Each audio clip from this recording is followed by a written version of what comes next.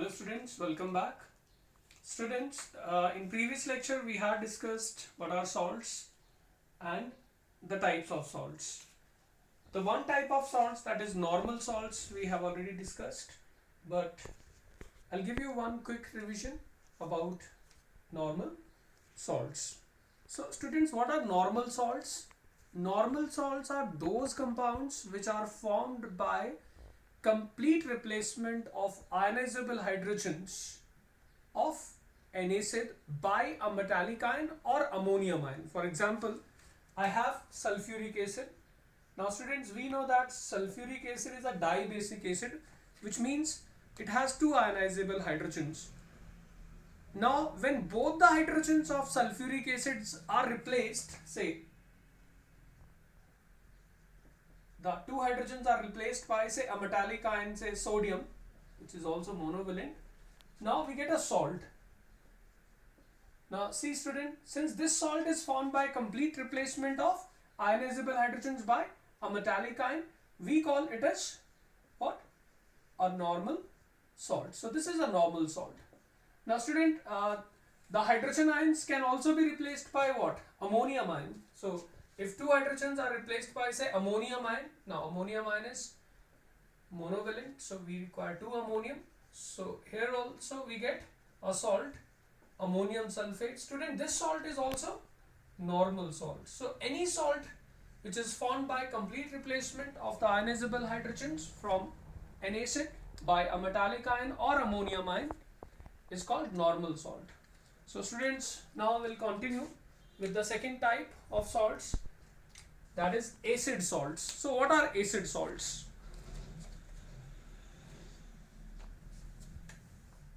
Now students, acid salts are those which are formed by partial or incomplete replacement of the ionizable hydrogens of an acid by sodium ion or by metallic ion or ammonium ion. So for example, I have again sulfuric acid. Now student, sulfuric acid has two ionizable hydrogen, but suppose only one of the hydrogens is replaced by metallic ion sodium. So here sodium replaces hydrogen. So students, we get this salt, and this salt is therefore called acid salt. Why? Because this salt is formed by partial replacement or incomplete replacement of ionizable hydrogens of an acid by sodium ion or metallic ion. Now this hydrogen can also be replaced by what? Ammonium ion. Now when it is in that case, so when it is replaced by ammonium ion, we'll get this. This is also acid salt. So this is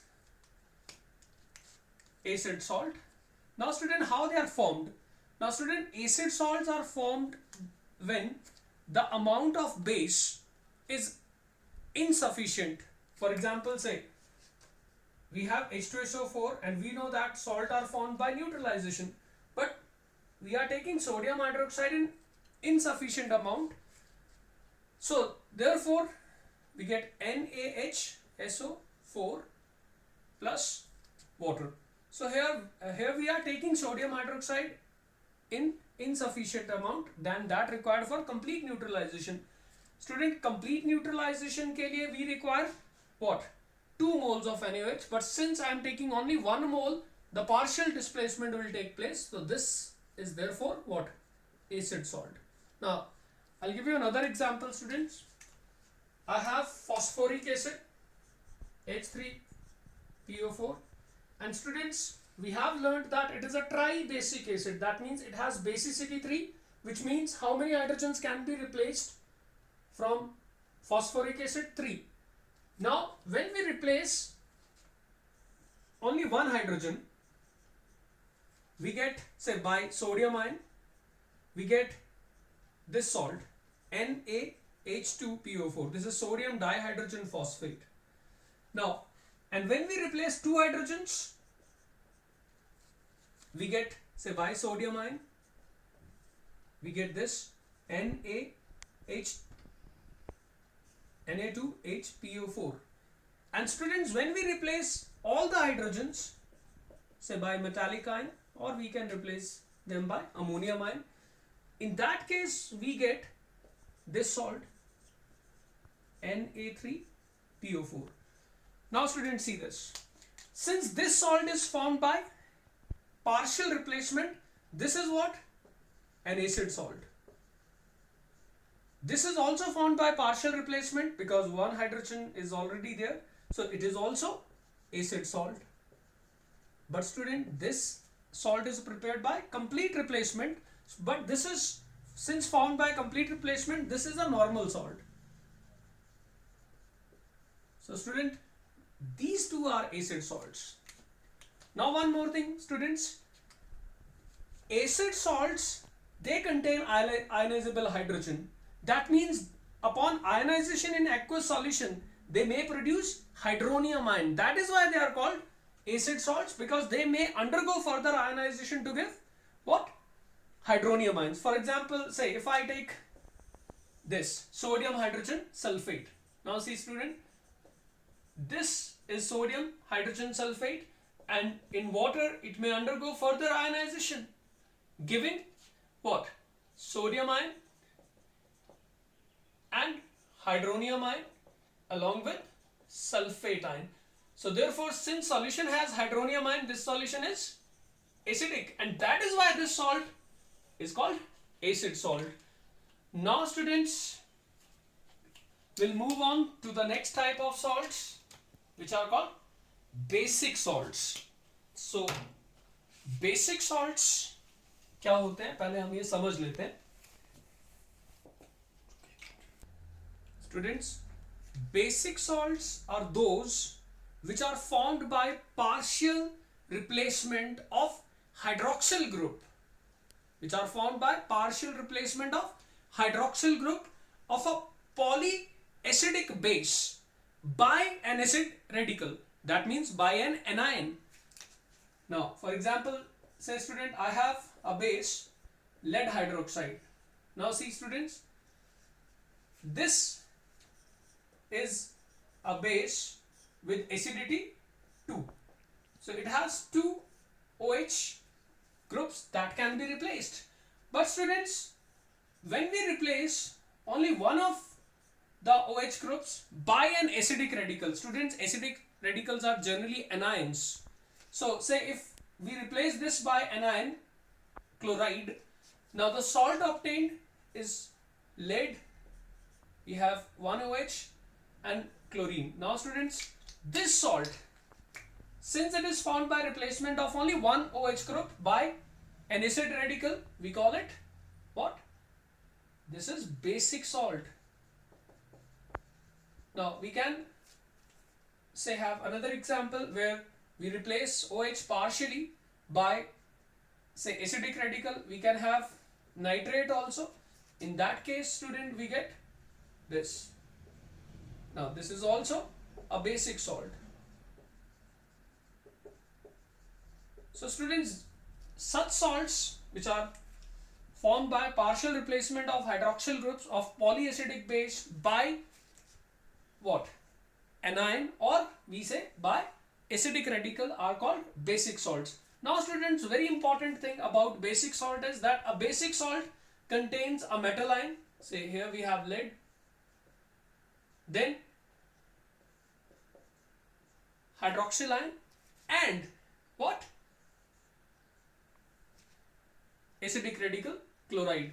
Here also this contains a metal ion, hydroxyl ion, and the acidic radical nitrate. So remember students, basic salts contain a metal ion, hydroxyl ion, and the anionic radical, which is replacing the OH group. Now students, the next type of salts are called mixed salts. Students, mixed salts are those which contain more than one acidic radical or more than one basic radical. Now, I'll give you one example, students. I have suppose a salt, sodium potassium carbonate. Now students, see this.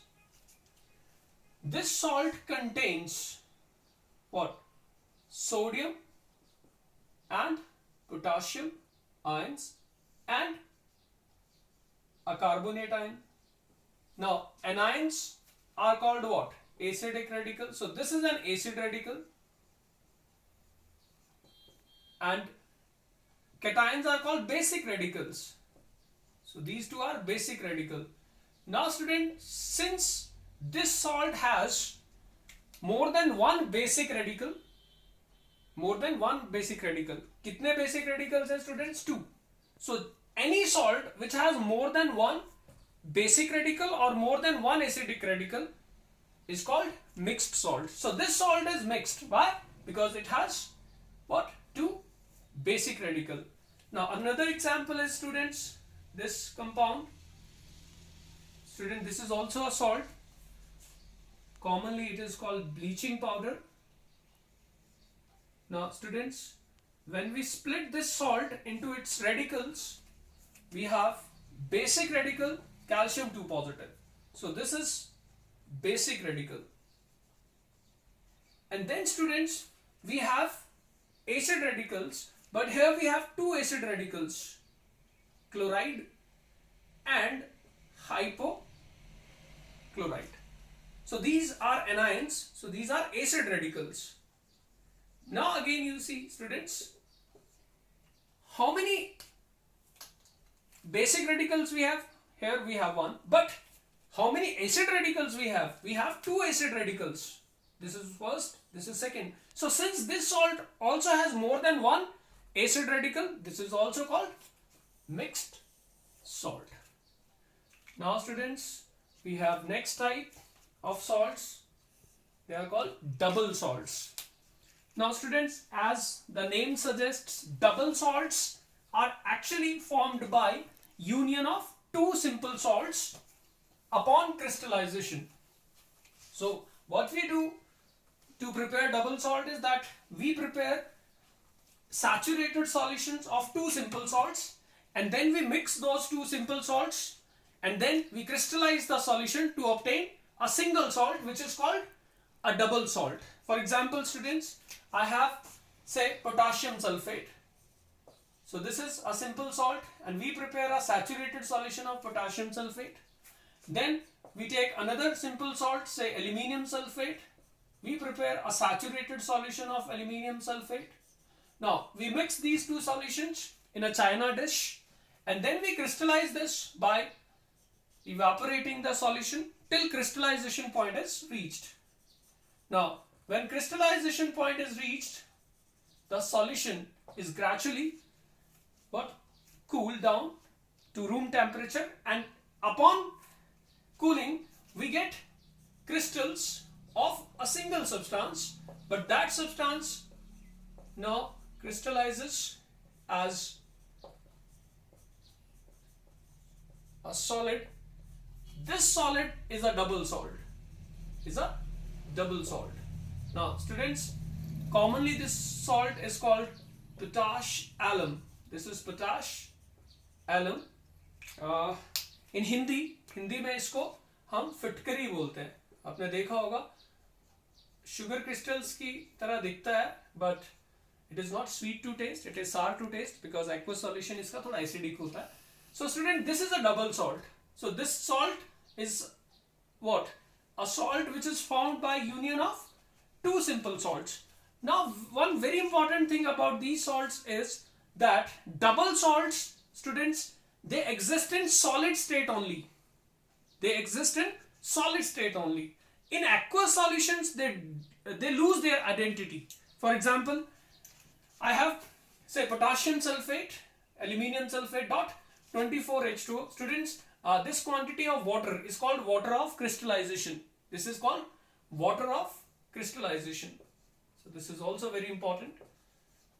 Water of crystallization. That means when crystallization occurs, a certain quantity of water is trapped in the crystal. This is called water of crystallization. Now students, double salts, I said, lose their identity in solution. So in aqueous solution, what happens is that even say this double salt, we call it potash ion, dissolves, and upon dissolution it completely ionizes into the constituent ions. Like in solution now we will have potassium ion, then we have what, aluminium ions, then we have sulfate ions. So since these salts dissociate completely in aqueous solutions, we say they lose their identity in aqueous solutions. So that is why we say that double salts exist only in solid state. Students, we have another example of Mohr's salt, which is also a double salt. Mohr's salt. Now Mohr salt is formed when ammonium sulfate aqueous solution is mixed with ferrous sulfate aqueous solution. So we prepare saturated solutions of these two salts. We mix them in a china dish and then we crystallize the solution by heating till crystallization point is reached, and then we cool the solution. And students, here we get a single salt which is called ferrous salt dot ammonium salt dot 6H2O. So this quantity of water is again called water of crystallization. So this is a double salt, but again students, this salt exists only in solid state. Upon aqueous solution, so ionization in aqueous solution, it loses its identity and splits into constituent ions, ferrous ions, then we have ammonium ions, then we have sulfate ions. So students, this is very important to note that double salts lose their identity in aqueous solution. Now next type of salts are called complex salts. Students, what are complex salts? Now as the name suggests, they are not simple salts, so that is why called complex salts. But students, complex salts होते क्या है वो समझना होगा. Now students, these are also what, salts which are formed by union of two simple salts or two simple saturated compounds which crystallize together as one compound known as complex salts. But students, they are different from double salts. And what is the basic difference between these two? That double salts lose their identity in solution, but complex salts retain their identity in solution because they do not ionize completely. Rather, they ionize to give a complex ion and a simple ion. So students, let me give you one example. Say I have cobalt chloride aqueous solution. Now to this we add say ammonia aqueous. And students, what happens is that when we add ammonia to cobalt chloride and we crystallize the solution, so upon crystallization again we get a salt. Now we get this salt,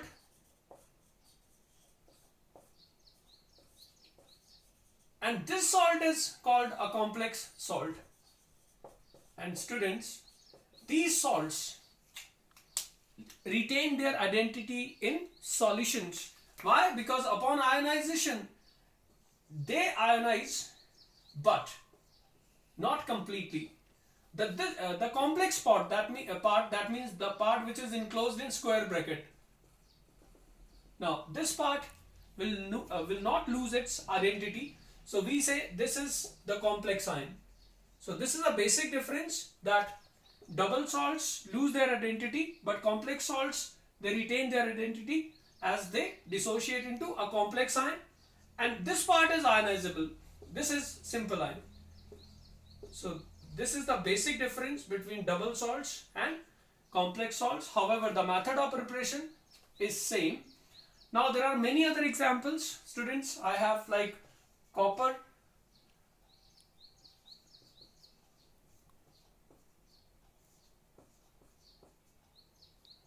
now this is another complex salt which is formed when we add ammonia to copper sulfate.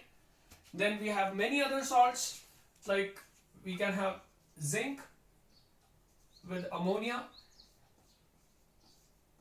Now students, one important thing about complex salts is that while writing their chemical formula, the complex part is always enclosed in square brackets. So it is very easy to identify what?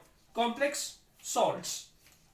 And another important thing, that in a complex salt, these metal ions, like here we have copper, zinc, cobalt, they have what? Or we say they coordinate beyond their normal valencies. Like generally cobalt has valency 3, but see here cobalt is coordinating with how many ammonia? Not 3 but 6. Generally we say copper has valency either 1 or 2, but here we find copper is coordinating with 4 ammonia. Zinc we generally say have normal valency of 2, but here it is coordinating with 6. So in complex salts, the metal ions coordinate beyond their normal valency. So students, this was our discussion about salts and their classification. Now next topic is preparation of salts. Students, before we discuss methods of preparation of salts, we must first know that what or how many types of salts are soluble and how many are insoluble, because method of preparations for the soluble salts and insoluble salts are different. So you must know that which salt is soluble or which salt is insoluble. For that, now student, I'll give you a solubility chart. First students, let me tell you all the salts of sodium, potassium and ammonium, that means salts containing sodium ion, ammonium ion, potassium ion, are water soluble. So they dissolve readily in water and there are no exceptions. Second students, all the nitrates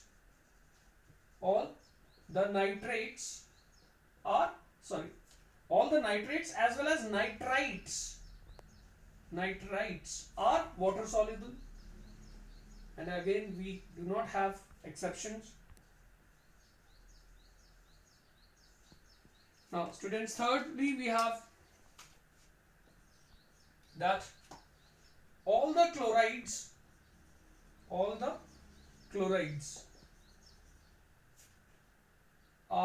water